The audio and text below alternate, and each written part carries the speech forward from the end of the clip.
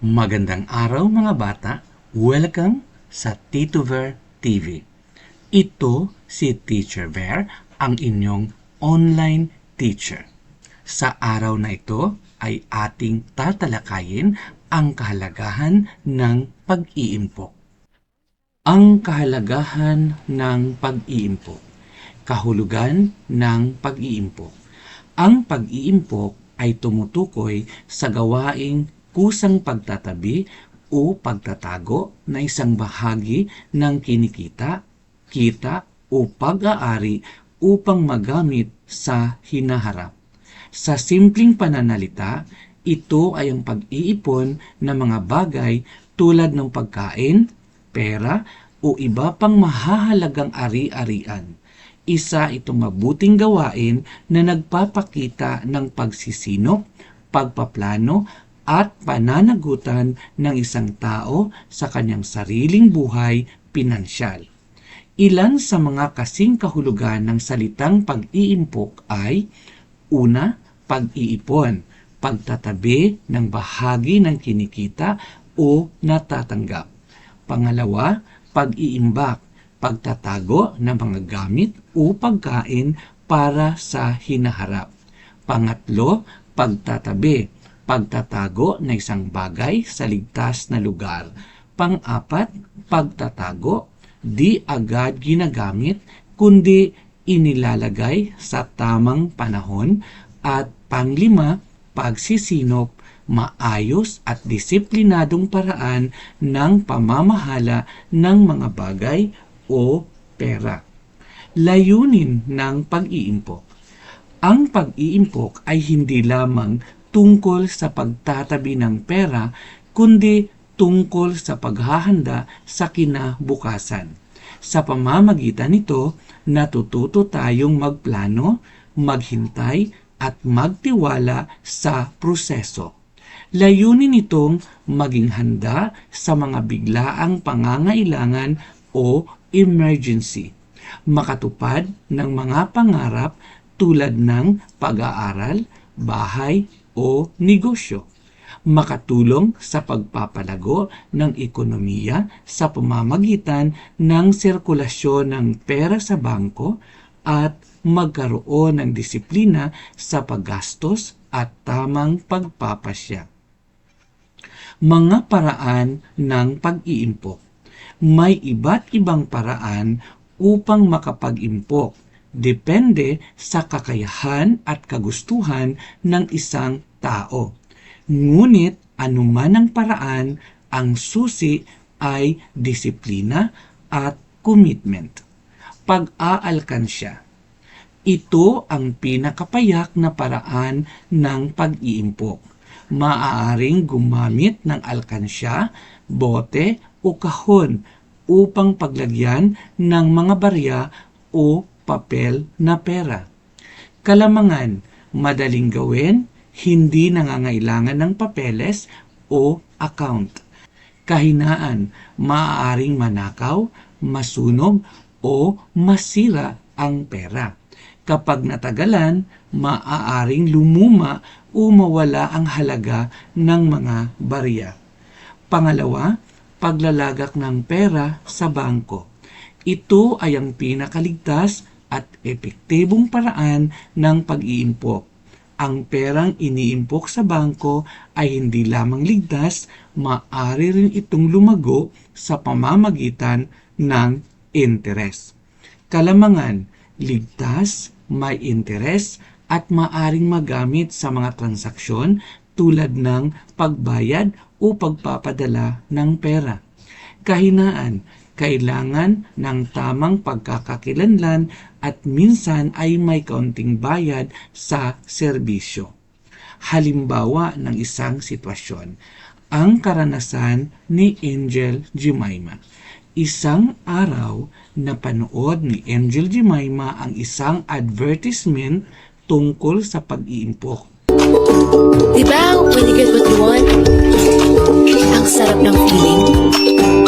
Ano pa kaya kung ang matagal mo na gusto, makuha mo? Open an account with BDO to help achieve your dreams. Lahat yan, pwede nang magkatotoo.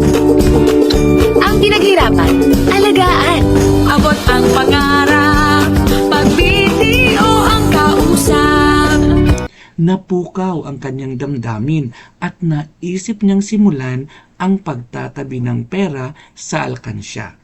Araw-araw ay nagtatabi siya ng kaunting halaga mula sa kanyang baon o kita sa maliit na negosyo. Ngunit napagtanto niya na may mga panganib din ang ganitong paraan. Maaaring manakaw ang kanyang pera, masunog sa sakuna o masira sa paglipas ng panahon. Dahil dito, nagpasa siyang magpunta sa bangko upang ideposito ang kanyang ipon. Doon ay ipinaliwanag ng bank officer na ang perang idinideposito ay ginagamit din upang pautangin sa mga negosyo at proyektong nakakatulong sa ekonomiya. Kapag lumago ang negosyo ng iba, mas dumarami ang produktong tulad ng bigas, damit at iba pang pangangailangan ng sambayanan. Bukod dito, sa oras ng pangangailangan o aksidente, madaling ma-access ni Angel Jemima ang kanyang ipon at hindi ito madaling mawala. Ang papel ng bangko sa pag-unlad ng ekonomiya. Ang matatag na sistema ng pagbabangko ay palatandaan ng maayos na kalagayang pinansyal ng bansa. Kapag maayos ang sistema, hindi dapat mangamba ang mga Pilipino tungkol sa kaligtasan ng kanilang ipon. Ito rin ay nakatutulong sa una, pagpapasigla ng ekonomiya dahil umiikot ang pera sa mga negosyo at serbisyo. Pangalawa, paglikha ng trabaho sapagkat napupunduhan ang mga bagong proyekto. At pangatlo, pagpapaunlad ng kabuhayan ng mamamayan dahil sa mas madali at ligtas na transaksyon. Kahalagahan ng pag-iimpok sa araw-araw na buhay. Una, nagbibigay ng kapanatagan ng loob. Alam mong may huhugutin ka sa oras ng kagipitan. Nagtuturo ng disiplina, natututo kang magplano at umiwas sa walang saysay na paggastos. Nagbubukas ng oportunidad.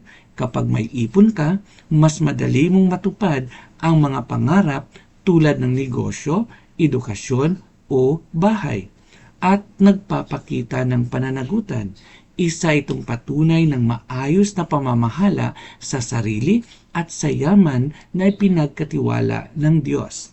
Sinasabi nga sa Kawikaan, Kapitulo 21, versikulo 20, ang taong marunong ay nag-iimpok ng pagkain at langis, ngunit ang hangal ay ginagasta agad ang kanyang nasa kamay.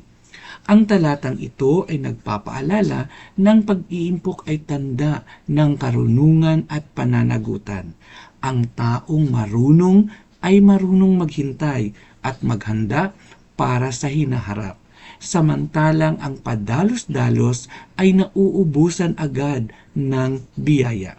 Kaya't ang pag-iimpok ay hindi lamang tungkol sa pera, ito ay pagsasanay ng disiplina, pagpaplano at tiwala sa Diyos na Siya ang patuloy na magbibigay ng ating mga pangangailangan.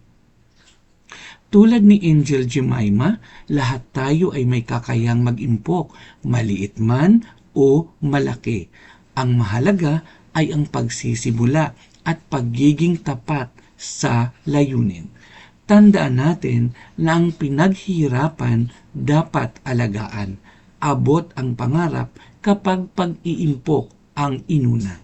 Ang pag-iimpok ay hindi lamang paghahanda para sa kinabukasan, kundi isang paraan ng pagsunod sa kalooban ng Diyos upang tayo'y maging matalino, masinop at mapagkatiwalaang katiwala ng kanyang mga pagpapala. Sana'y may natutunan kayo sa ating tinalakay sa araw na ito.